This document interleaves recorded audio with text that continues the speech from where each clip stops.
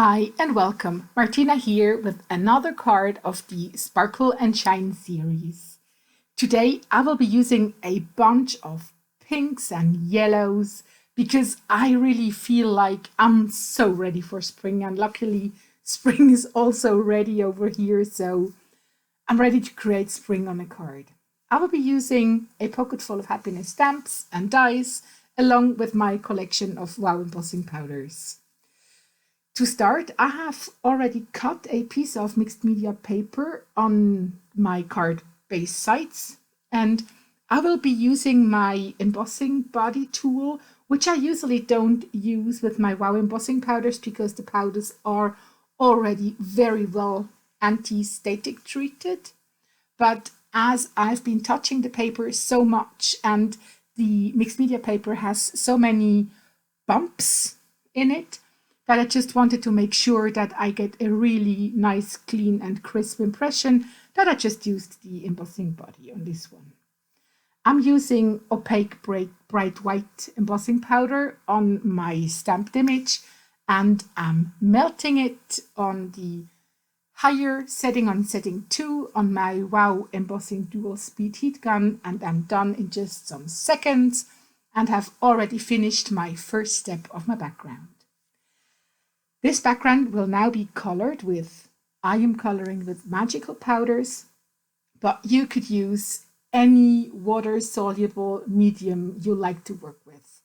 I just like to work with the powder because I can tell the powder where it should go and how much color I will have in one spot. But you'll see, I'm adding the powder and I will be spraying some water in some seconds.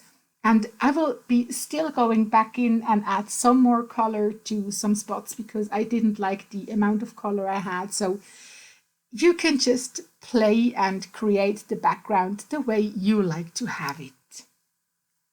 When you're done with the background and you like what you have, just put the paper aside and let it dry naturally. I think like this you'll get the most beautiful backgrounds. When that's done, we are already ready for the next step, and this is Marion's embossing powder pouncing marbling freaky amazing technique. I will be using it on a piece of cardstock. I am just throwing on wheat fields, fiery fun. This is, I think, lemon amber, rose quartz, and made you blush. I think these colors match really nicely. They are all opaque and or opaque marbling, and they have some nice just colored ones and some nice metallic ones, which should get a nice mix.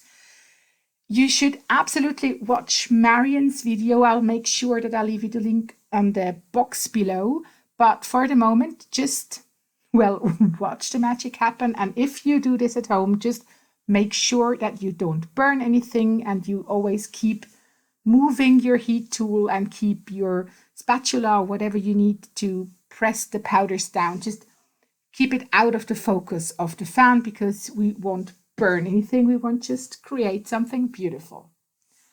When you have a surface that you like, you can let it cool, pull the paper off, and you get already an idea of what you have. Because I had some tiny pieces which were melted perfectly, and I also like the effect that happens when you heat emboss it after you melted it under the paper. I just used the lower setting on my dual heat gun and just went over the whole surface again, and I'm already done. And now, after admiring this beauty, I will go and cover another piece of cardstock with 3 colors, which I have already used in my marbled piece. It's Fiery Fun, Made You Blush, and I think Lemon Amber. And I'm really just simply adding embossing ink, pouring the embossing powder over it, heat setting it, just preparing a nice strip of colored cardstock with embossing powder to have another arrangement or variety of colors which matches nicely to the piece I already created. And now I'm going to die cut my flowers from these pieces.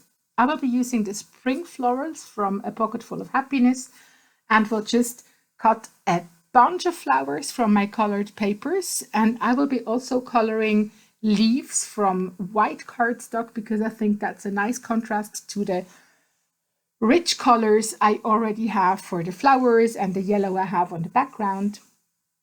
And we'll just arrange everything on the card.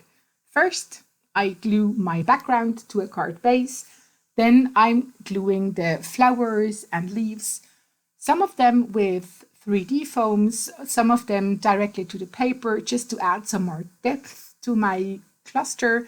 And as a final step, I am stamping a Beatrice Garny stamp with black ink and cover it with clear embossing ink, heat set it, and fussy cut that out.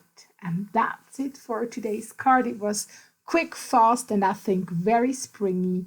I hope you feel as inspired as I do, and I hope we see us soon. Have a nice day. Bye.